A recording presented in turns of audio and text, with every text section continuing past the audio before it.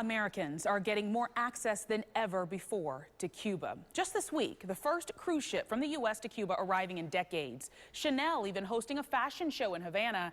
And we were there for the Pope and President Obama's visits. But reality for the people actually living there is it's still a communist nation. Many people living in extreme poverty. ABC Action News has a team in Cuba right now for all of this week, going beyond the headlines of improving relations. Michael Paluska joins us now from inside the home of one Cuban family. So we're in Pinar del Rio in Vivian Otero Gonzalez's home. She was kind enough to let us in. We spoke to her son, who's in Tampa. He's a refugee.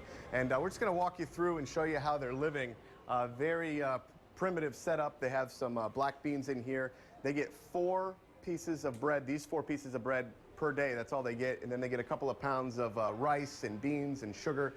This is actually the book that they have that they go through, and they tell them what they have to eat per month. And every 3 months, they drop off a little bit of salt. So we'll walk this way, and we'll take you to the back room. This is where she sleeps with her 12-year-old daughter. They sleep in the same bed because there's nowhere else. Little bathroom there. They have running water, but it's all from a cistern, a system. And so they have to turn it off, because if they don't turn it off, it'll leak, and then they'll lose all their water. So it's all open. The roof's open. When it rains, it gets wet in here. It gets wet in the kitchen as well.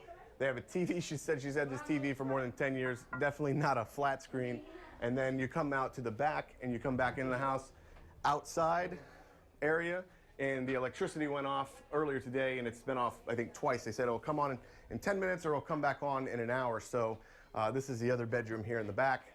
And then there's one more bathroom, and then the backyard. So they said it's a tough life here. They only get a little bit of food. It lasts them about a week. We talked to the mom and dad of the 2 girls that we interviewed earlier today that are in Tampa. They left 2 years ago. They haven't seen them in 2 years, so we're putting that story together. And we're in Pinar del Rio in Cuba, and we'll have full reports coming up throughout the week. Michael Paluska, ABC Action News.